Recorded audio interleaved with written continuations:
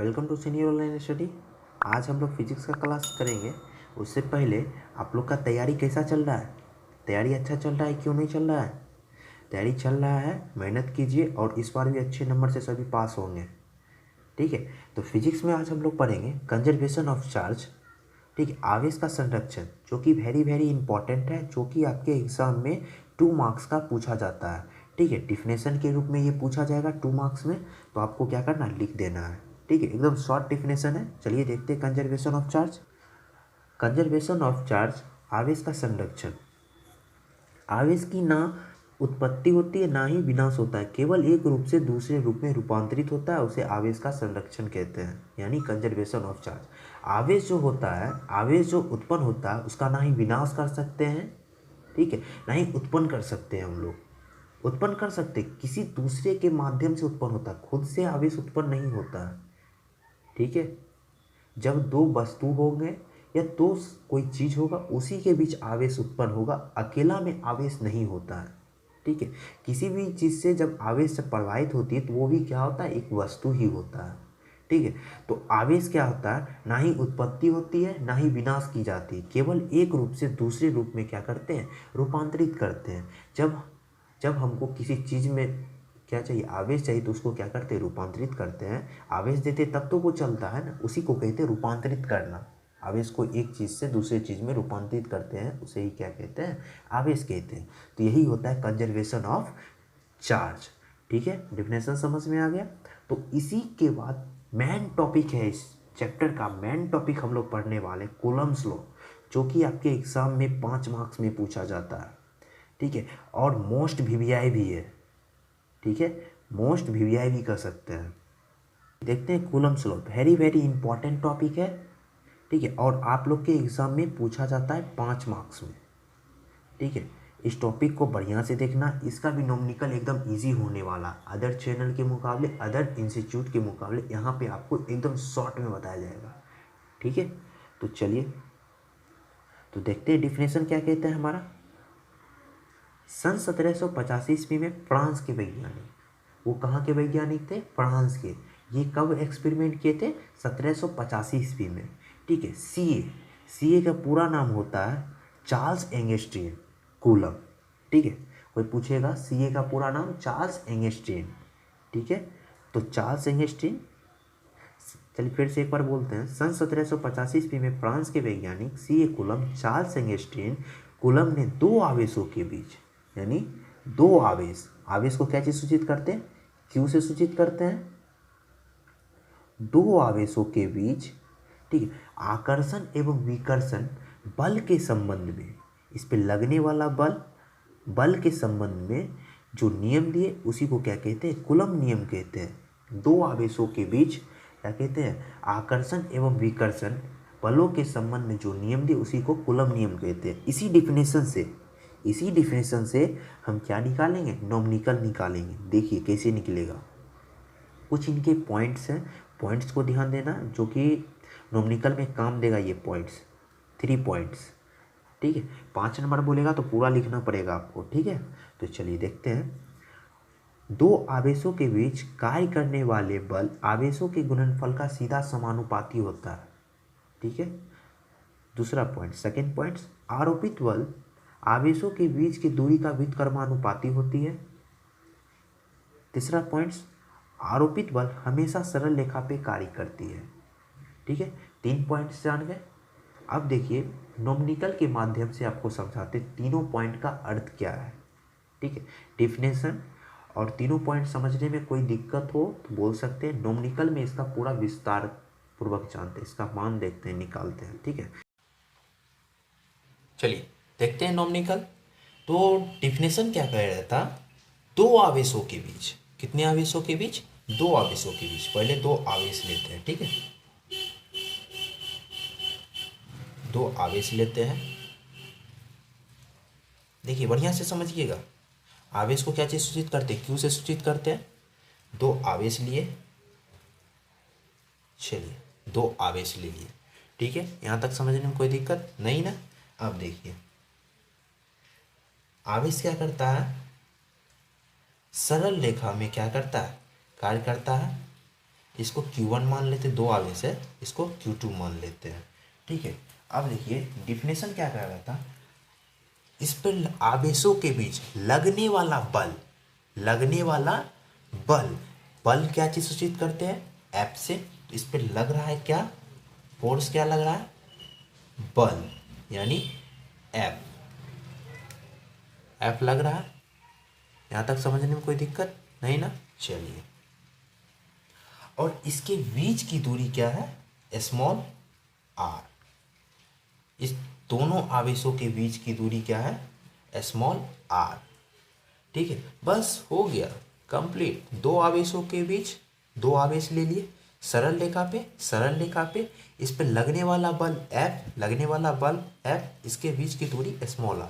बस यही चीज हमको क्या करना है, बस लिख देना है। ठीक है, एक दो शब्द हमको लिख देना है और उसके बाद इसी से नॉमिनिकल निकालते हैं। तो चलिए लिखते हैं हम लोग, बस सेम चीज़ इसी के बारे में लिख देना है। ठीक है, और कुछ नहीं, और नॉमिनिकल निकालेंगे, 5 नंबर फिक्स है, 5 नंबर लाने से कोई नहीं रोक सकता। ठीक है, तो चलिए देखते हैं।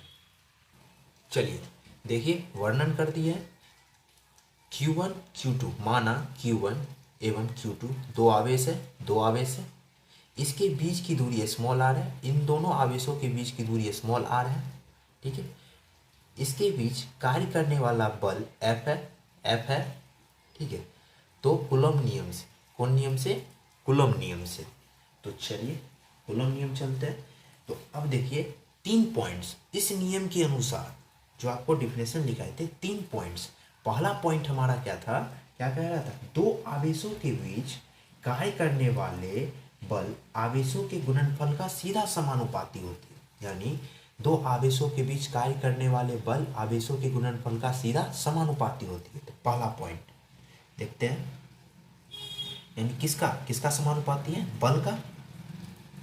F मेरा क्या है, बल, समानुपाती, समानुपाती कितने आवेश, दो आवेश Q1 Q2, दो आवेश, समझ में आ गया, दो आवेश।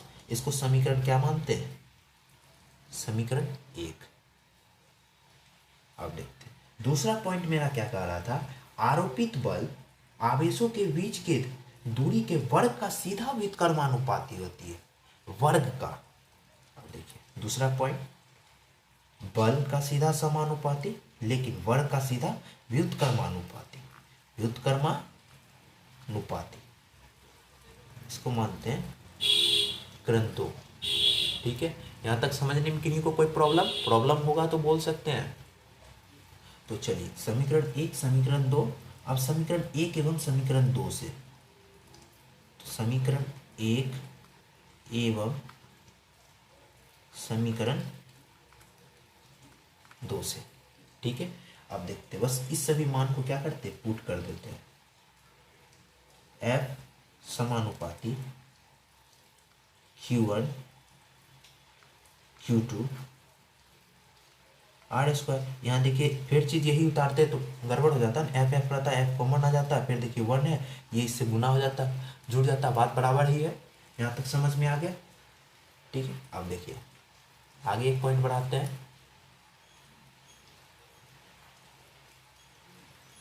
F बराबर, यहाँ आपको पता होगा कॉन्सेंट्रेशन क्या होता है, स्थिरांक होता है।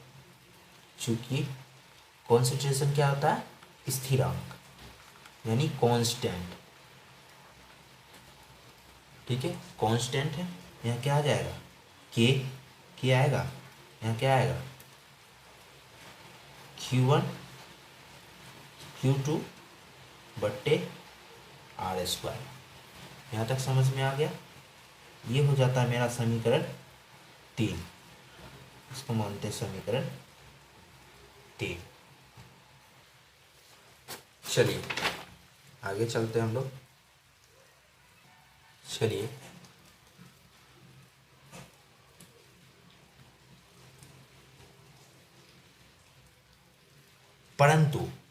परंतु जो है एसआई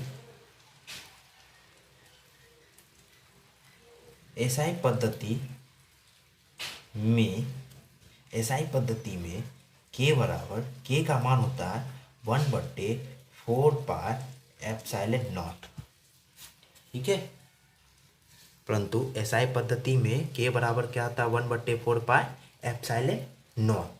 ठीक है, अब देखिए के का मान समीकरण 3 में क्या करते, देखिए मेरा आ गया ना, और समीकरण 3 मेरा क्या कह रहा था, कहाँ पे स्टॉप हुआ था, समीकरण 3, देखिए यहाँ स्टॉप हुआ था के, बस इस के जगह पे क्या करना है, मान पुट कर देते हैं। ठीक है, यहाँ लिख सकते हैं,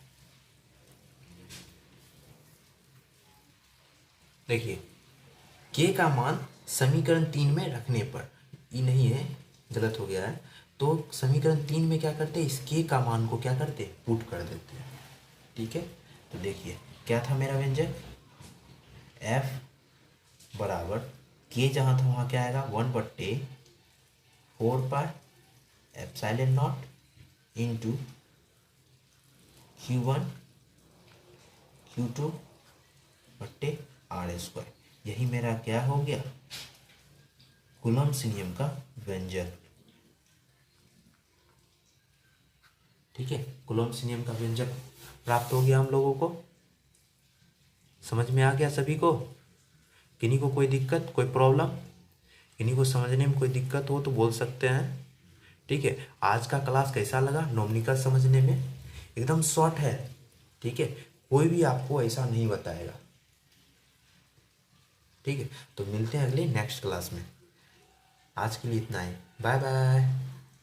जाने से पहले आज का क्लास कैसा लगा कमेंट सेक्शन में ज़रूर बताइए, और वीडियो को ज़रूर लाइक कीजिए और अधिक से अधिक स्टूडेंट तक फैलाइए। ठीक है, इसी तरह आपको क्या मिलेगा, शॉर्ट से शॉर्ट आपको ट्रिक के साथ आपको क्या होगा, वीडियो प्रोवाइड होंगे, तो आपको क्या होगा, एकदम अच्छा से चले, एग्ज़ाम में भी अच्छा खासा नंबर आप लोग लेके आइए। ठीक है, और सीनियर ऑनलाइन स्टडी का नाम रोशन कीजिए। ठीक है, हम 10th का क्लास स्टार्ट करने वाले हैं बहुत जल्द, आप लोग को बोले थे 10th का क्लास स्टार्ट हो जाएगा, तो मैथ की घंटी भी हम लोग स्टार्ट करने वाले, सबसे पहले मैथ का ही घंटी स्टार्ट करेंगे, उसके बाद साइंस का स्टार्ट करेंगे। ठीक है, तो 1 से 2 दिनों के अंदर आप लोगों को 10th का भी वीडियो मिलना चालू हो जाएगा, या आप लोग के छोटे भाई हैं उनको भी बोल दीजिएगा। तो फिर उसके बाद मैथ का घंटी आने के बाद एक टाइमिंग सेटअप कर लेंगे, टाइमिंग के अनुसार आपको वीडियो प्रोवाइड कर दी जाएगी। ठीक है, हर उस टाइम पे आपको वीडियो प्रोवाइड कर दिया जाएगा। ठीक है, तो आज के लिए इतना ही, मिलते हैं अगली नेक्स्ट क्लास में।